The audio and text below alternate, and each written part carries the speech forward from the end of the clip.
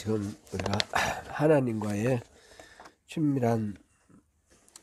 친밀함이라는 그런 주제를 가지고 우리 신앙을 살펴보고 있습니다. 소리 잘 들립니까?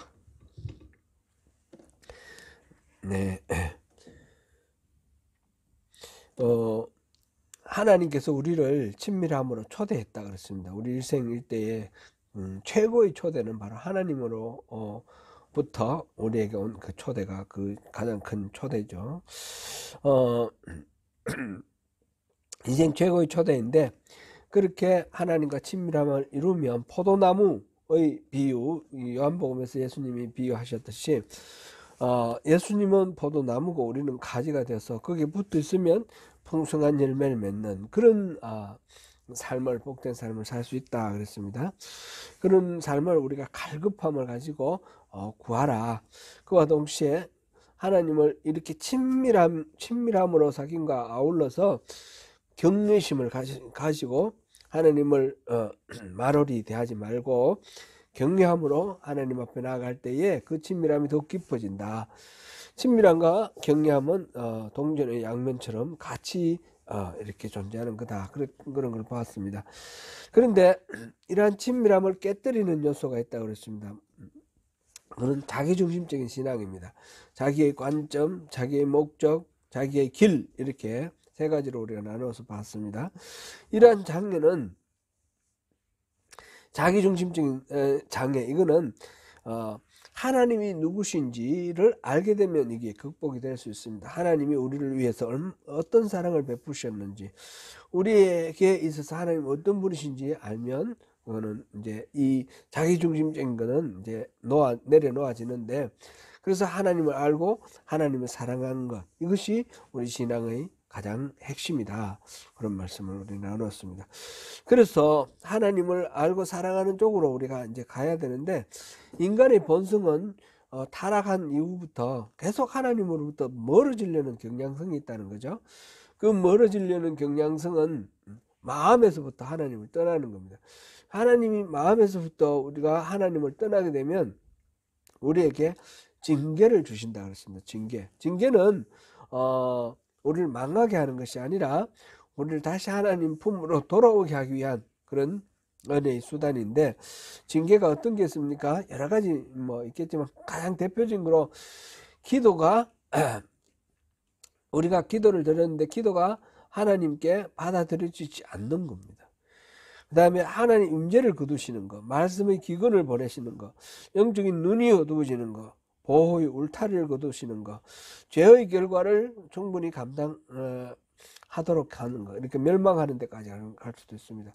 그렇게 징계의 종류가 여러 가지 이제 이렇게 나오는데, 근본적으로 영적으로 우리가 하나님을 떠났으니까 징계는 하나님도 우리를 억지로 끌어당기지는 않는다는 말씀이죠. 내버려 두시면 돌이키고 깨닫고 갈급함을 가지고 돌이켜 올 때까지 하나님께서 내버려 두신다는 겁니다.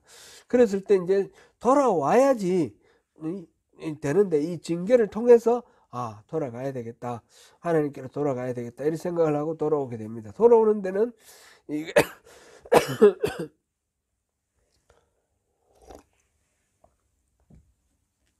네 가지 단계, 지난주에 우리가 본 게 그거거든요.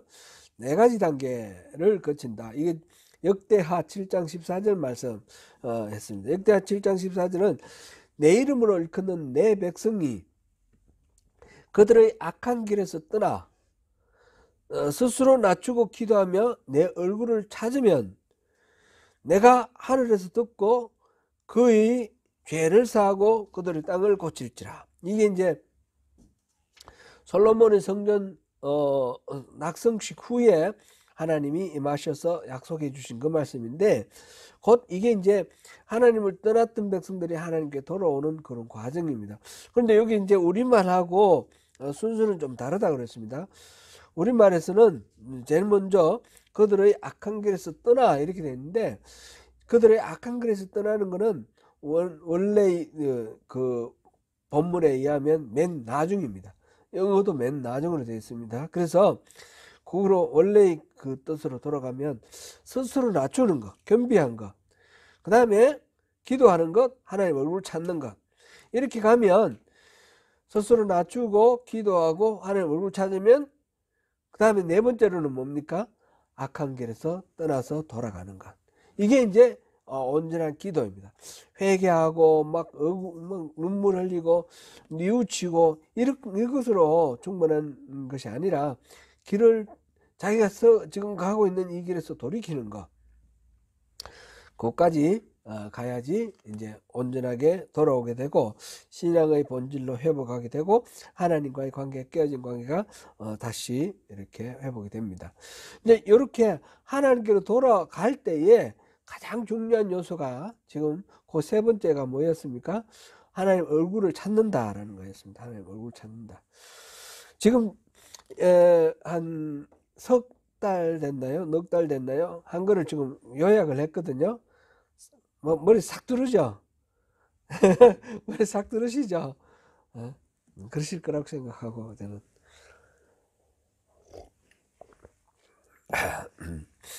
예.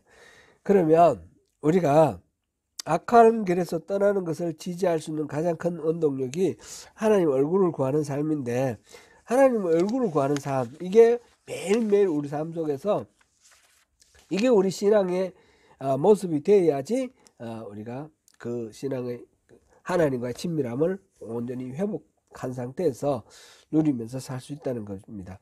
그럼 하나님의 얼굴을 구하는 삶이라는 말은 뭐하고 반대되는 말입니까? 하나님의 손을 구하는 삶과 반대되는 말입니다. 하나님의 얼굴을 구한다라는 말, 먼저 하나님의 손을 구한다는 말부터 보면 하나님의 손길을 기대한다는 뜻입니다. 그러니까 우리 자신이 목적하고 목표하고 있는 어떤 일을 위해서 하나님의 초월적인 능력, 하나님의 도움, 이것을 기대하는 겁니다. 그래서 그 도움의 손길을 기대하는 것, 이게 하나님의 손을 구하는 겁니다. 열심히 기도해가지고 이거 해주세요, 저거 해주세요, 이거 풀어주세요, 저거 고쳐주세요, 이런 식으로 우리의 목적과 우리의 어떤 목표를 위해서 하나님을 이렇게 부르는 겁니다. 반면에 얼굴을 구하는 것은 하나님 자신을 구하는 겁니다. 하나님이 누구신가? 하나님 존재가 어떤 분이신가? 본성을 알기를 원하고 하나님의 마음속에 어떤 꿈이 있고 하나님 소원은 뭔가? 그래 하나님의 의중 뜻을 알기를 원하고 하나님의 우리 이제 길이라고 표현을 했는데 이 길은 우리가 인간의 길은 우리가 살아가는 삶의 방식입니다. 하나님의 길이라 그러면 하나님의 존재하는 하나님 가치 이런 거를 이야기할 수 있겠습니다. 그래서 그런 거를 구하는 것을 하나님 얼굴을 구한다 그럽니다. 하나님 얼굴 구한다는 것은 하나님 자신을 구한다 이렇게 말할 수 있고, 하나님의 손을 구한다는 것은 하나님의 은혜와 능력으로 우리에게 베풀어 주시는 선물을 구한다 이렇게 볼 수 있겠습니다. 그러니까 하나님 손을 구할 때는 하나님이 우리의 수단이 되는 거고, 하나님의 얼굴을 구할 때는 하나님이 우리의 목적이 되는 겁니다. 하나님 자신을 우리가 구하는 그런 거 되죠. 자, 이 구별이 되죠. 그러면 하나님의 얼굴을 구하면 어떻게 되느냐? 하나님을 목적으로 대하지 않고 수단으로 대하게 되면 어떻게 됩니까? 하나님하고 우리의 관계가 안 좋아지겠죠. 하나님으로부터 반응이 오는데, 하나님의 반응은 뭐냐면 우리가 하나님 얼굴을 구하면, 손을 구하면 하나님은 자비로우시고 또 오래 참으시는 분이기 때문에 우리가 기도할 때 기도하는 말을 들어주십니다. 그런데 들어주실 때마다 하나님은 속이 상하시는 겁니다. 얼굴을 구해야 되는데 손만 잡고 구하니까 속이 상하시고 그게 이제 분노가 되고 격동을 하게 되는 거예요. 이 부분은 우리가 히브리서를 한번 보시겠습니다. 히브리서 3장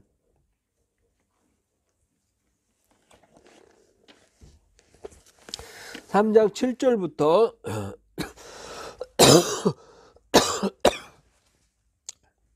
죄송합니다. 3장 7절부터 19절까지 우리 쭉 한번 읽어보겠습니다. 같이. 그러므로 성령이 이르신 바와 같이 오늘 너희가 그의 음성을 듣거든 광야에서 시험하던 날에 거역하던 것 같이 너희 마음을 완고하게 하지 말라. 거기서 너희 열조가 나를 시험하여 점검하고 40년 동안 나의 행사를 보았느니라. 그러므로 내가 이 세대에게 노하여 이르기를 그들이 항상 마음이 미혹되어 내 길을 알지 못하는도다 하였고 내가 노하여 맹세한 바와 같이 그들은 내 안식에 들어오지 못하리라 하였다 하였느니라. 형제들아 너희는 삼가 혹 너희 중에 누가 믿지 아니하는 악한 마음을 품고 살아계신 하나님에게서 떨어질까 조심할 것이요 오직 오늘이라 일컫는 동안에 매일 피차 권면하여 너희 중에 누구든지 죄의 유혹으로 완고하게 되지 않도록 하라. 우리가 시작할 때에 확신한 것을 끝까지 견고히 잡고 있으면 그리스도와 함께 참여한 자가 되리라. 성경에 일렀으되 오늘 너희가 그의 음성을 듣거든 경노하시게 하던 것 같이 너희 마음을 완고하게 하지 말라 하였으니 듣고 경노하시게 하던 자가 누구냐? 모세를 따라 애굽에서 나온 모든 사람이 아니냐? 또 하나님이 40년 동안 누구에게 노하셨느냐? 그들의 시체가 광야에서 엎드러진 범죄한 자들에게가 아니냐? 또 하나님이 누구에게 맹세하사 그의 안식에 들어오지 못하리라 하셨느냐? 곧 순종하지 아니하던 자들에게가 아니냐? 이로 보건대 그들이 믿지 아니하므로 능히 들어가지 못한 것이라. 아멘. 지금 히브리 기자가 이 시편을 인용을 했는데 시편 95편 이하를 인용을 했는데 그 내용이 우리가 읽어보니까 뭐 어려운 거 아닙니다. 이스라엘 백성들이 40년 동안 이 출애굽을 해서 광야를 거쳐서 이렇게 가나안 땅으로 들어가는데 그 과정에서 40년 동안 나의 행사를 보았느니라 그러는데 행사라는 말은 하나님이 일하시는 그 모습 곧 하나님의 기적을 보았다는 겁니다. 40년 동안 무슨 기적을 보았습니까? 수도 없는 기적을 보았죠. 이집트에서 그 10가지 재앙 그거 다 기적 아닙니까? 10가지 재앙을 보았죠. 그리고 홍해가 갈라지는 것도 보았죠. 그 다음에 그 홍해를 건너가서 그 마라라는 우물물이 쓰니까 이렇게 달게 하는 것도 보셨고 그다음 엘림이라는 그 물 주신 것도 봤고 그 다음에 가다가 이제 양식이 떨어지니까 만나가 내려오는 걸 보았고 고기 먹고 싶다니까 이 메추라기가 떨어져 가지고 고기가 막 질릴 정도로 그렇게 고기를 먹게 해주셨고 또 물이 없어서 고통하니까 반석을 깨뜨려서 물을 내주셨고 아침마다 만나를 내려주셨고 낮에는 구름기둥 밤에는 불기둥으로 매일매일 인도하여 주셨고 그 광야의 40년 동안 수많은 매일매일 하루도 빠짐없이 기적을 보았습니다. 이건 초자연적인 현상을 봤습니다. 그죠? 이스라엘 사람들은 그렇게 했습니다. 그래서 고기 먹고 싶다고 막 아우성치면 메추라기가 떨어지고 물 내놔라 그러면 반석을 깨뜨려서 물을 줬고 이 사람들이 막 요구하는 거 하나님 다 들어주셨습니다. 다 들어주셨는데 그런데 하나님 기분 좋으셨습니까? 기분이 안 좋으셨습니까? 노하셨대요. 매일매일 그 이스라엘 백성들의 그 바라는 대로 해주시면서 말하자면 기도를 하는데 기도의 응답을 베풀어 주셨는데 기도 응답해 주시면서 하나님은 더욱더 마음이 나빠졌습니다. 왜 그렇습니까? 이 사람들의 마음이 점점 완고해진 거예요. 완고하면서 기도를 한데 하나님 얼굴은 안 찾고 자기 자신의 필요만 찾는 거예요. 자기 중심적인 신앙. 그래서 하나님을 언제나 수단으로만 취급을 하는 거예요. 자기 필요를 채워주는 그런 존재로만 취급하는 거예요. 그러니까 하나님은 너 이렇게 완고하지 마라. 나를 찾으라 그러는데 그게 안 되니까 하나님 격동하시는 거예요. 40년 동안 그렇게 하나님을 믿고 의지하고 따르지 못하고 자기들의 욕망만 추구하는 이 사람들 때문에 하나님께서 결국은 너희들은 내 안식에 들어올 수 없다. 그렇게 말씀하셨어요. 그 사람들 다 젖과 꿀이 흐르는 땅 약속의 땅으로 들어갔습니까? 못 들어갔습니까? 그 사람 다 죽었습니다. 여호수아와 갈렙 두 사람만 남았습니다. 그 1세대에서는. 이렇게 됐습니다. 이스라엘 백성들은 하나님을 경노하게 했습니다. 그런데 그들은 사실은 자기들이 그렇게 하는 줄도 모르고 있어요. 하나님의 손을 구하는 삶을 살게 되면 자기는 의식하지 못하고 기도하면 응답이 오거든요. 그럼 하나님 나를 복 주신다 이렇게 생각하는데 실제로는 하나님을 경록해 하고 하나님을 근심하게 만들고 하나님으로부터 멀어지는 그런 신앙생활을 하게 된다는 겁니다. 그러니까 하나님 손을 구하는 거는 이건 너무너무 안 좋은 거예요. 기도 응답 이루어진다고 해서 좋은 게 아닙니다. 그럴 때에 오히려 그럴 때에 정신을 차려야 됩니다. 요즘 보면 하나님 음성 들었다 그러지 않습니까? 하나님 음성 들었다 그랬을 때에 조심해야 되는 거예요. 여기 보니까 뭐라고 그랬습니까? 하나님 음성을 듣거든 조심하라 그랬습니다. 그죠? 오늘 너희가 그의 음성을 듣거든 경노하시게 하던 것 같이 너희 마음을 완고하게 하지 마라. 하나님 음성 들었을 때 자기 마음이 자기 중심적으로 가버리면 안 되는 겁니다. 망하는 겁니다. 지금 하나님께서는 오늘날 또 적용할 수 있는 말씀을 하시는 거예요. 우리가 뭐 하나님 음성 들었다 그러면 하나님하고 되게 친한 줄 알고 기도 뭐 응답 받았다 그러면 하나님 되게 자기를 지지해 주는 걸 알고 그러는데 그럴 때 조심하라는 겁니다. 이게 어떤 응답이고 어떤 음성인가 분별을 하고 자기가 자기 중심에서 벗어나야 됩니다. 자기의 관점, 자기의 목적, 자기의 길 여기서 벗어나야지 이 하나님의 응답이 은혜가 되고 하나님의 음성이 이 올바른 안내가 되는 겁니다. 자기 중심이 아니고 하나님 중심이 아니고 자기 중심에 그대로 잡혀 있으면 이런 것들이 다 자기를 망하게 하는 그런 길이 되는 겁니다. 그래서 응답이 있을 때에 하나님 날 신임하고 지지하시는구나 이거는 절대로 우리 조심해야 될 그런 겁니다. 오늘 이 히브리서 3장 7절부터 19절 좀 기억하시면 좋을 것 같습니다. 오늘 너희가 그의 음성을 듣거든 광야에서 시험하던 날에 거역하던 것 같이 너희 마음을 완고하게 하지 말라. 하나님의 음성 들리면 우리 마음을 점검해야 되는 겁니다. 그래서 하나님의 손을 구하는 삶은 첫 번째 하나님을 근심하게 하는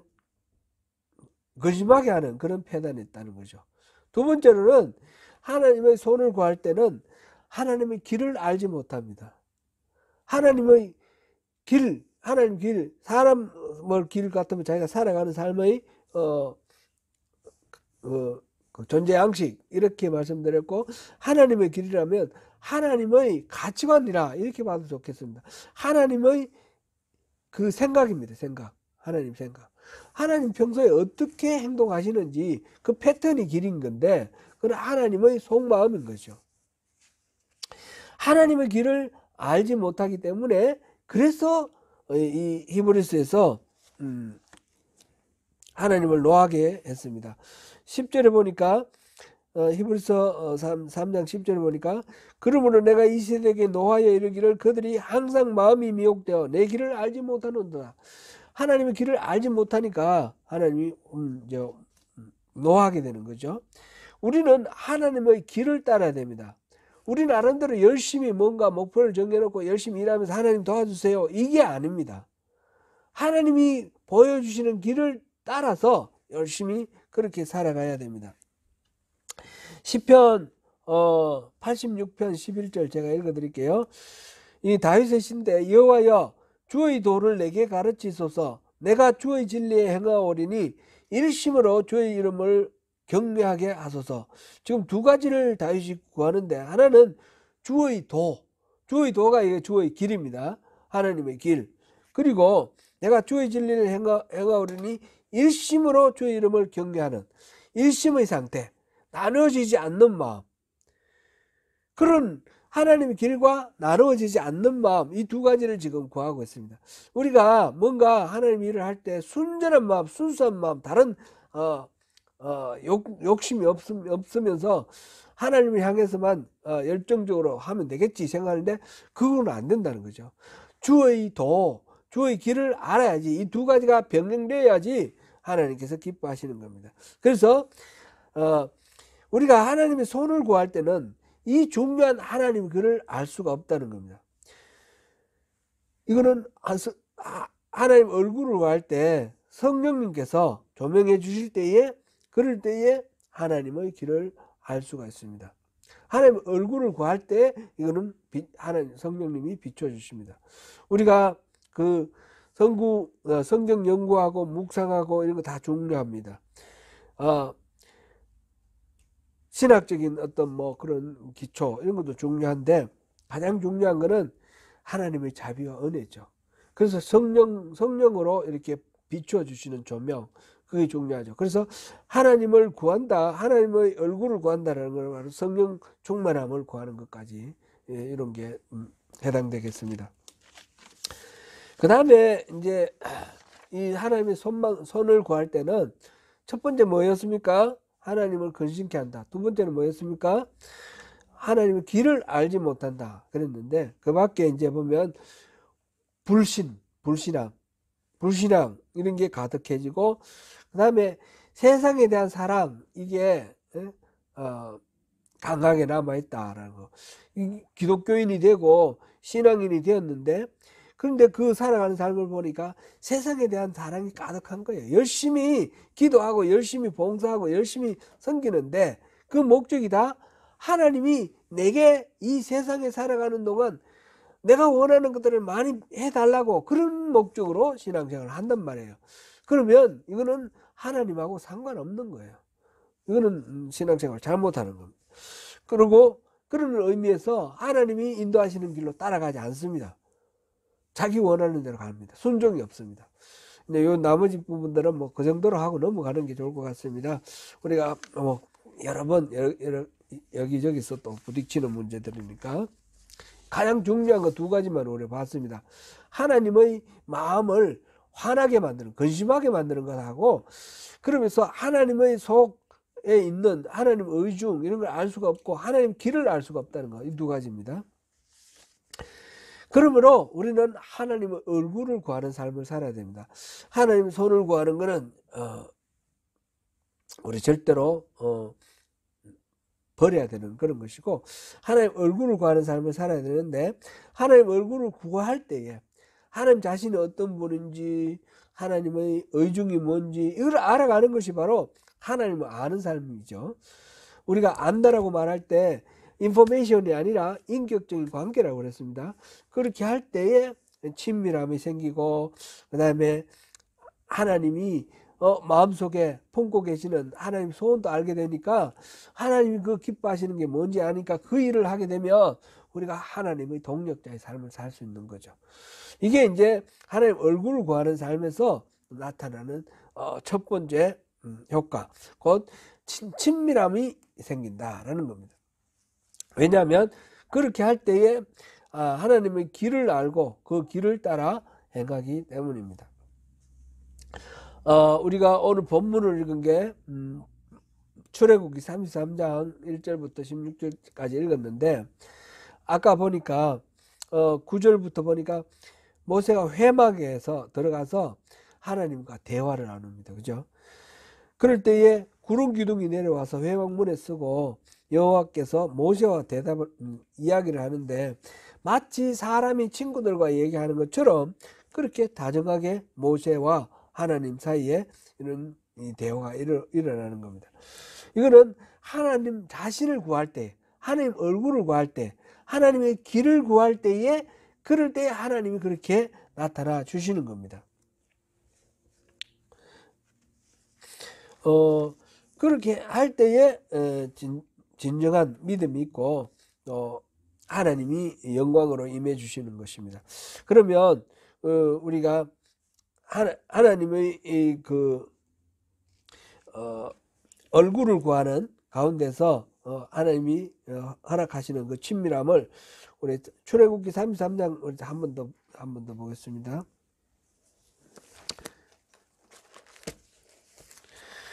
이 친밀함이 어떻게 해서 왔는가, 그거를 보겠습니다. 출애굽기 33장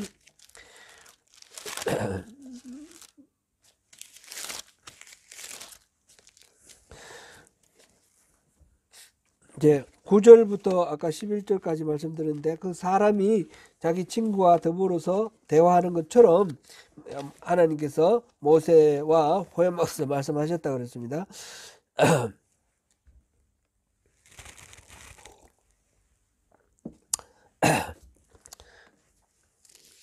어,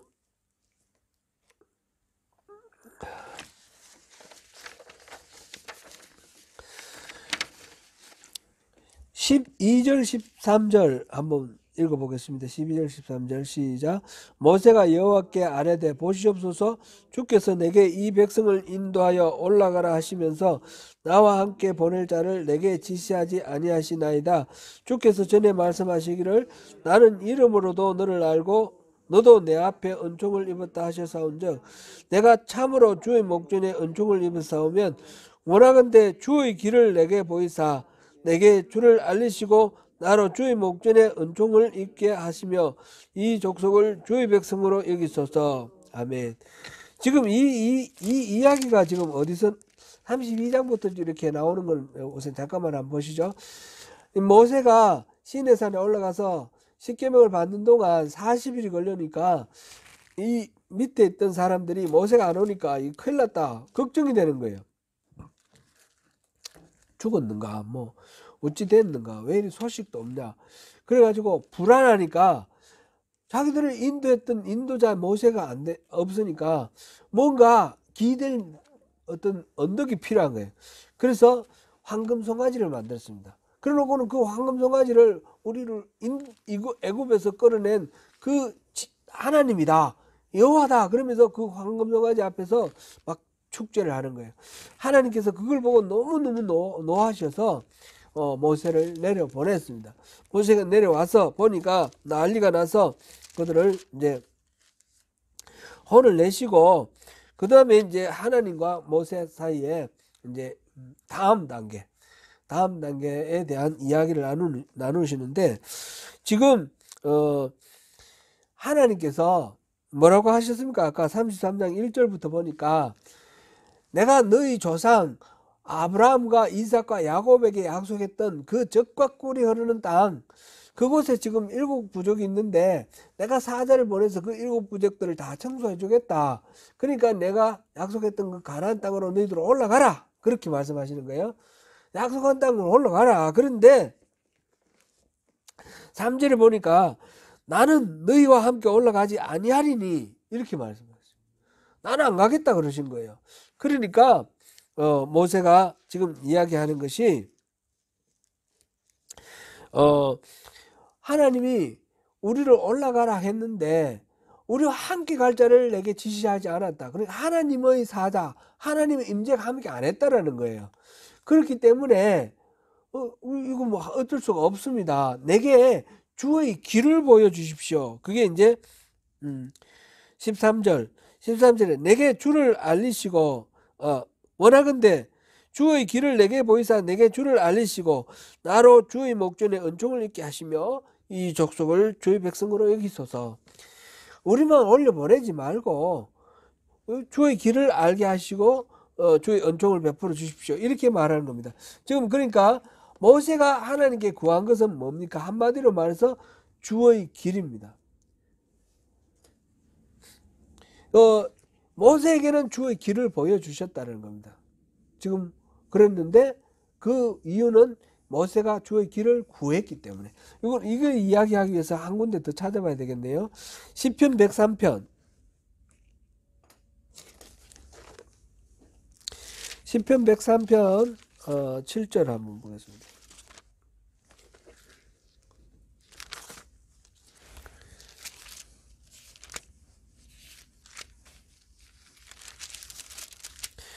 (103편) 7절 우리 같이 한번 읽어봅니다. 시작. 그의 행위를 모세에게 그의 행사를 이스라엘 자손에게 알리셨도다. 아멘. 지금 모세와 이스라엘 백성이 함께 갔죠. 함께 갔는데 모세는 하나님하고 친구처럼 지내요. 그런데 이스라엘 백성들은 하나님 앞에 가면 다 죽습니다. 그래서 하나님이 가까이 오지 말라고 하십니다. 어떻게 이런 차이가 났느냐? 그럼 모세하고 이스라엘 백성들하고 똑같이 이렇게 갔는데 왜 이런 차이가 나냐 하니까 하나님께서 모세에게는 여기서 보니까 그의 행위를 보여주셨대요. 그의 행위. 그리고 이스라엘 백성들에게는 뭐라고요? 그의 행사를 보여주셨대요. 근데 행위, 행사 이게 이제 번역이 조금 그렇습니다. 영어 번역으로 보니까 그의 행위를 이 말은 영어 번역 이렇게 되어 있습니다. He made known his ways to Moses. His way, 길을 보여주셨다는 거예요. 모세에게는. 그리고 his deeds to the people of Israel. 이스라엘 사람들에게는 그의 deed를 보여주셨다는 거예요. 그러니까 이스라엘 사람들에게는 기적만 보여주셨고 모세에게는 그 속에 담긴 하나님의 길, 하나님의 의도, 의중, 이 하나님의 그 가치관, 이게 다 모세에게는 다 보였다는 겁니다. 똑같이 움직였는데 모세에게는 이거를 다 보여주셨는데, 하나님의 길을 보여주셨는데 이스라엘 백성들에게는 행위만 보여줬고 기적만 보여줬다. 그러면 왜 모세에게는 이걸 길을 보여주셨는가 보니까 지금 출애굽기 33장 13절에서 모세가 기도하는 바가 뭡니까? 주의 길을 내게 보여달라는 겁니다. 모세가 원하는 것은 주의 손을 구하는 것이 아니고 주의 길, 주의 얼굴을 구하는 겁니다. 하나님의 얼굴을 구하고 하나님의 길을 보여달라고. 그러니까 하나님께서 보여주시는 겁니다. 뭐 어느 정도로 그것이 절실하게 모세에게 절실했느냐면 나는 올라가지 아니하리라 그랬더니 모세가 뭐라고 말합니까?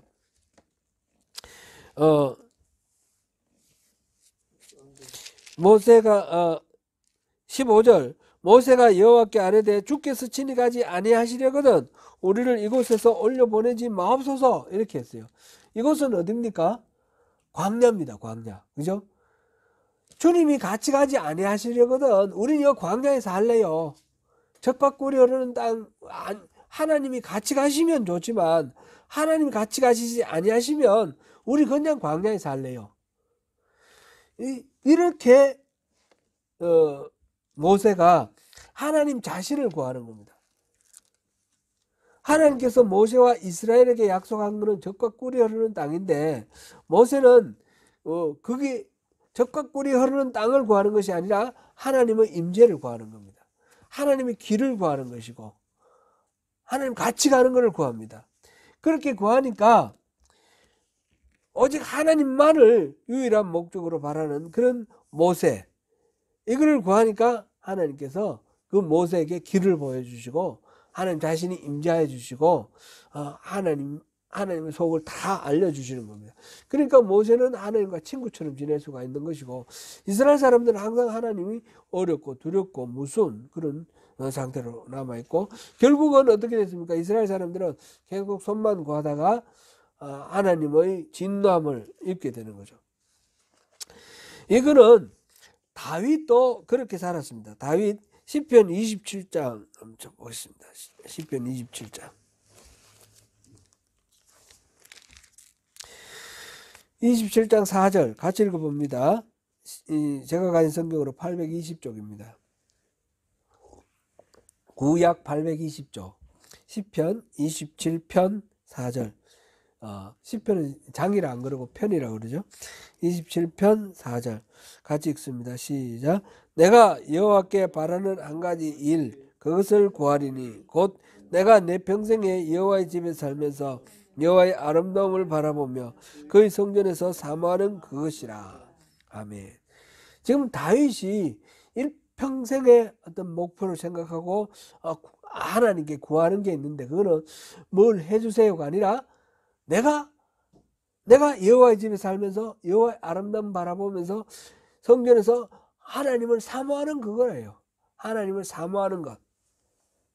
하나님 임재 가운데서 하나님 영광 보고 하나님 아름다움 앙망하고 찬양하고 하나님을 예배하면서 살아가는 이게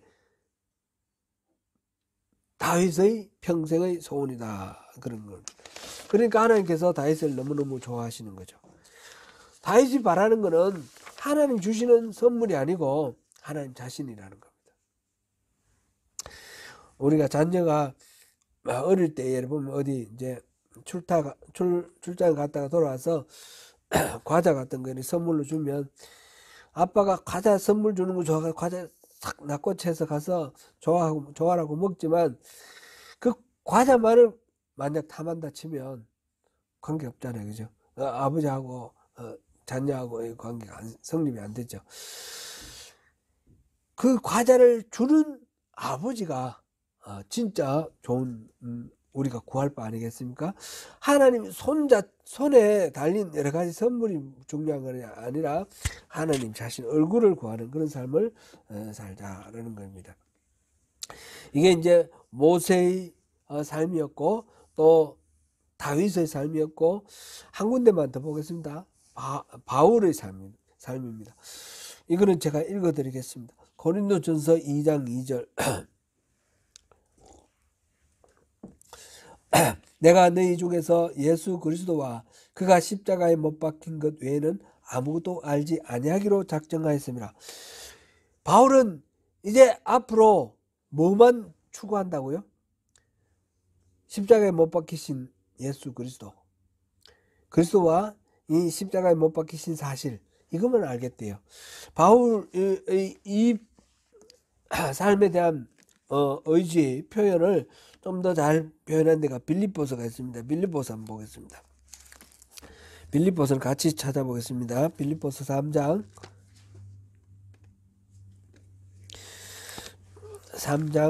7절부터 12절까지 읽어보겠습니다.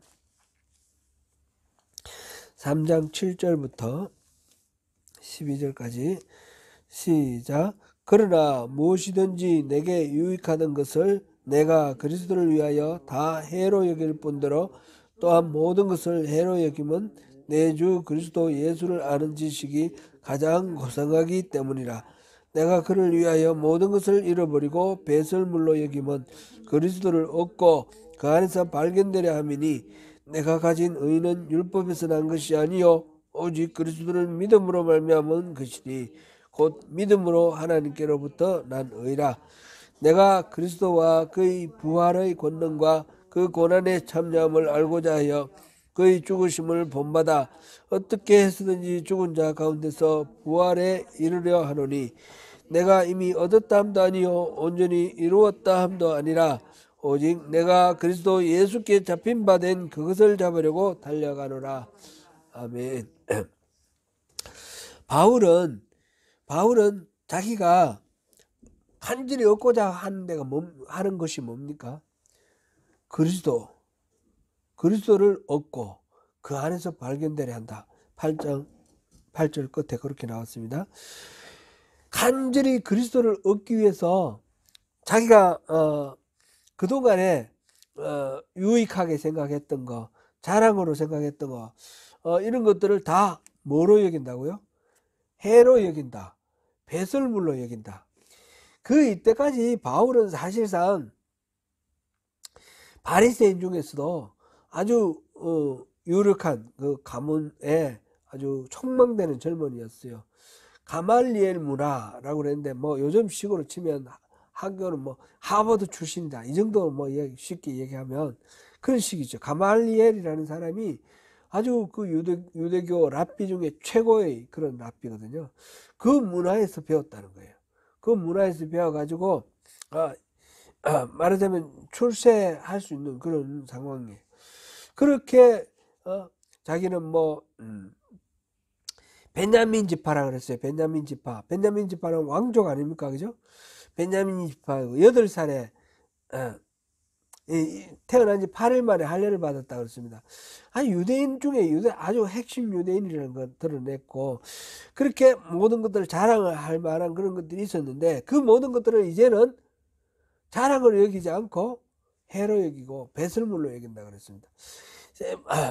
세상에서 뭐 좋은 학교 가고 뭐 이렇게 뭐 가문이 좋고 돈이 많고 여러 가지로 세상에서 자랑하는 것들이 있는데 그런 것들을 다 이제 해로 여긴다.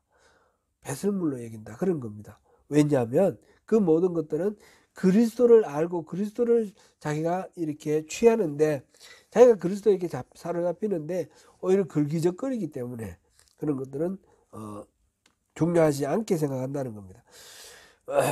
그래서 이 바울은 오직 그리스도 지금 12절에서는 오직 내가 그리스도 예수께 잡힌 바 된 그것을 잡으려고 달려간다. 이미 얻었다 함도 아니요 온전히 이루었다 함도 아니라 오직 내가 그리스도 예수께 잡힌 바 된 그것을 잡으려고 달려가느라. 이 표대를 향해서 달려간다고 그랬는데 그게 뭐냐면 그리스도에게 잡힌 바 된 거, 사로잡힌 거, 이거 온전히 하나로 연합된 거, 그것을 이제 가리키는 거죠. 내 마음대로 막 살지 않고 모두 자기를 부인하고 십자가를 지고 예수를 따르니까 예수님께 잡힌 바 됐다, 이렇게 표현이 되어 있는 거죠. 그렇게 함으로써 완전히 하나가 된 것.